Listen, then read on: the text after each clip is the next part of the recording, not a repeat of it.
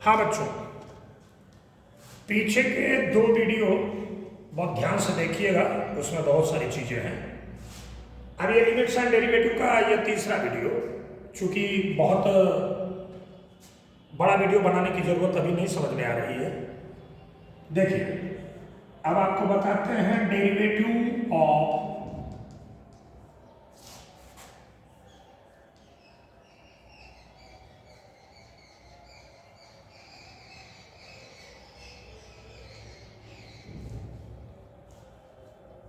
Derivative of trigonometric function.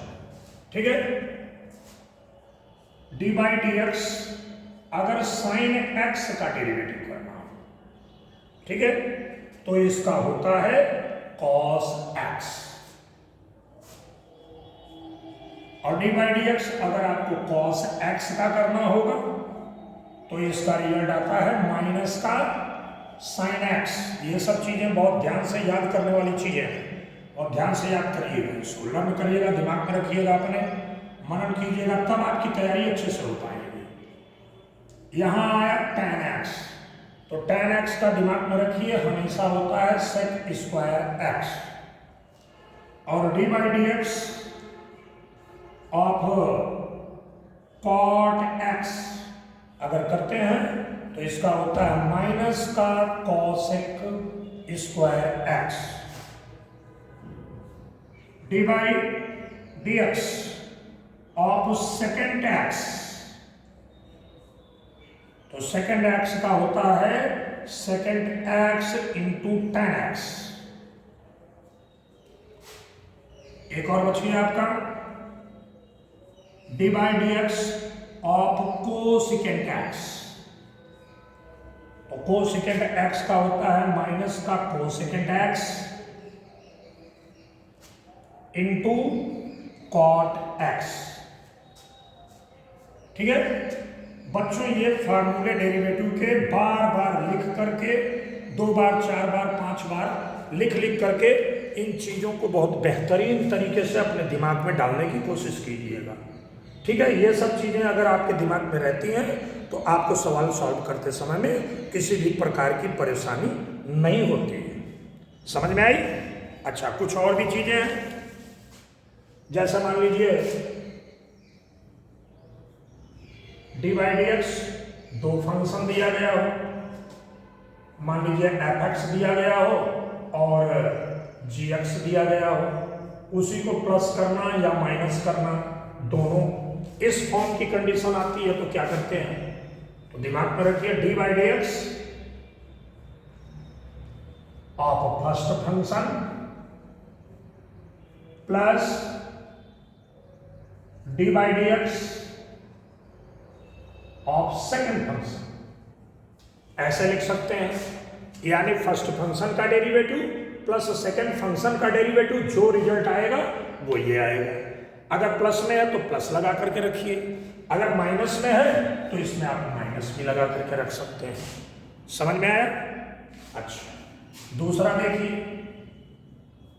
अगर D by D x, ये तो आपका एड सब्ट्रैक्ट हुआ, मान लीजिए u और v ये प्रोडक्ट फॉर्म दिया गया है, तो डिफरेंशिएशन ऑफ प्रोडक्ट रूल क्या होता है, ध्यान में रखिए, u एज इट इज, ठीक है, और v का derivative D by D x of v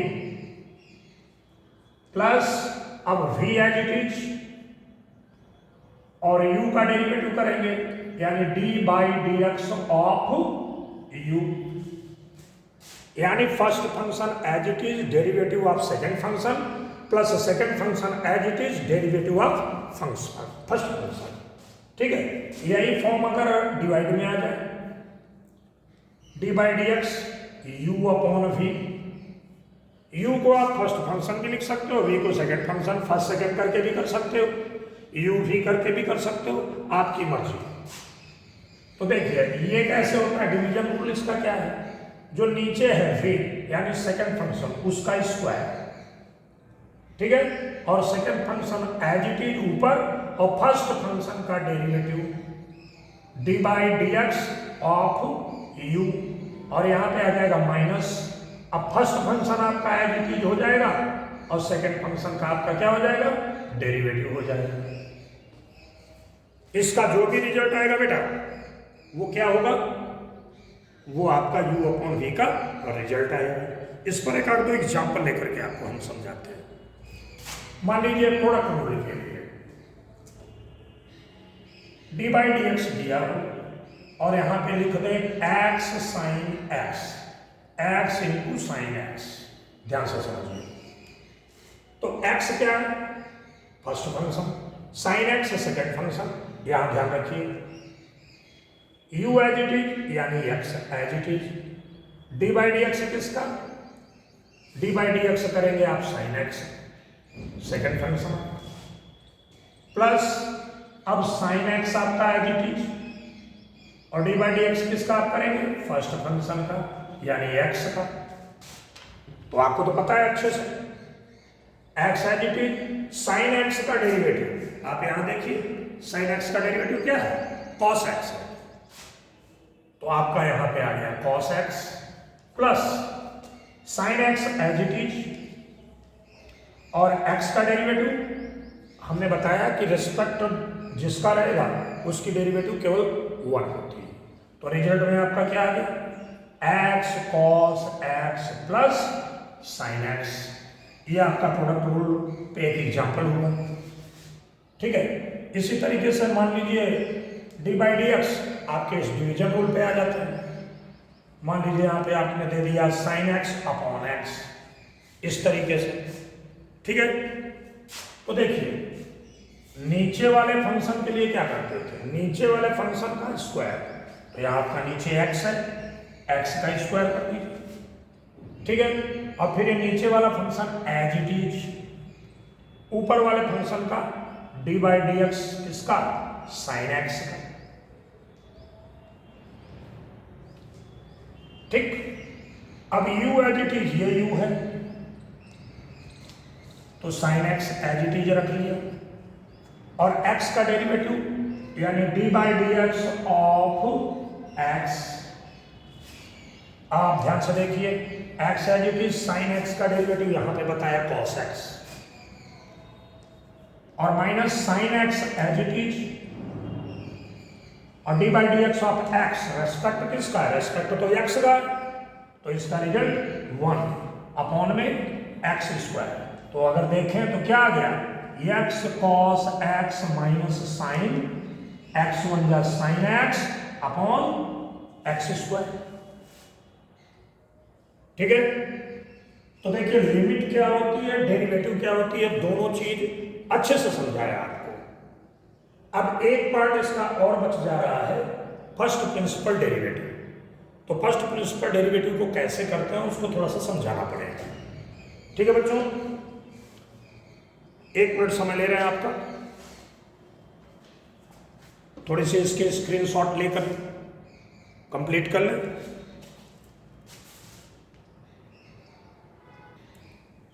हाँ बच्चों, पीछे के वीडियोज देखने में जरा सी भी चूक नहीं करेंगे।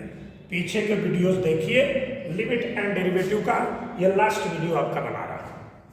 यहां देखिए आपका लिखा हुआ है फर्स्ट प्रिंसिपल डेरिवेटिव। वही सवाल को सामान्य डेरिवेटिव से किया गया और उसी सवाल को अगर फर्स्ट प्रिंसिपल डेरिवेटिव से करना हो तो हम कैसे करेंगे, इसका एक फॉर्मूला देखें। फर्स्ट प्रिंसिपल डेरिवेटिव का ये फॉर्मूला होता है, ये जो निशान है डेरिवेटिव का निशान है, अभी मैंने बताया था आपको D Y by D X की तरह वहां पे कोने लिखा हुआ था, ठीक है। ये फर्स्ट प्रिंसिपल डेरिवेटिव का फॉर्मूला होता है लिमिट h अप्रोचेस टू 0 और f ब्रैकेट में x प्लस h, ठीक है, और माइनस fx अपॉन में h। ये फर्स्ट प्रिंसिपल डेरिवेटिव निकालने का आपका फॉर्मूला होता है। मान लीजिए आपको कोई सवाल दे दी जाए कि सॉल्व, ठीक है, f x equal x square by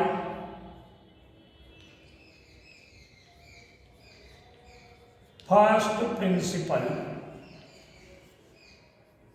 derivative.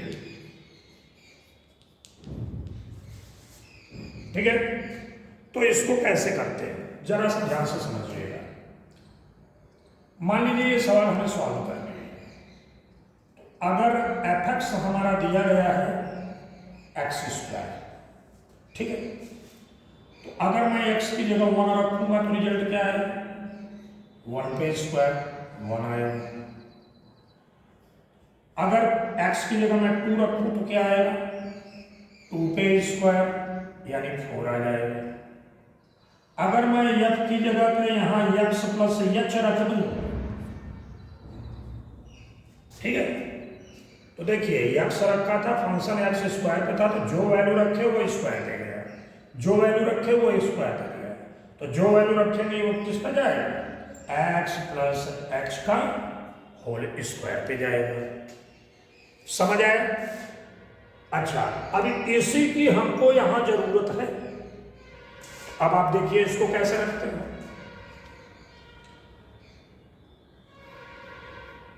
F derivative x formula आपका था लिमिट h अप्रोचेस टू 0 और एफ ब्रैकेट में x plus h minus f x upon में h, ये दिया हुआ है। अब आप पुटअप करिए तो f dash x limit h approaches to 0। देखिए f x plus h, f x plus h की जगह क्या रखना है? x प्लस h का होल स्क्वायर। तो इतने पूरे फंक्शन की जगह रखा x प्लस h का होल स्क्वायर और minus f x. F x आपका क्या था? ये है एफ एक्स आपका एक्स स्क्वायर, वो सवाल में बोला गया था। यहां पे आ गया एक्स स्क्वायर, अपॉन में आया h। ध्यान से समझिएगा। लिमिट h अप्रोचेस टू 0, इसको ओपन कीजिए। a प्लस बी का whole square, a square plus b square plus 2ab, ऐसे खोल दीजिए इसको।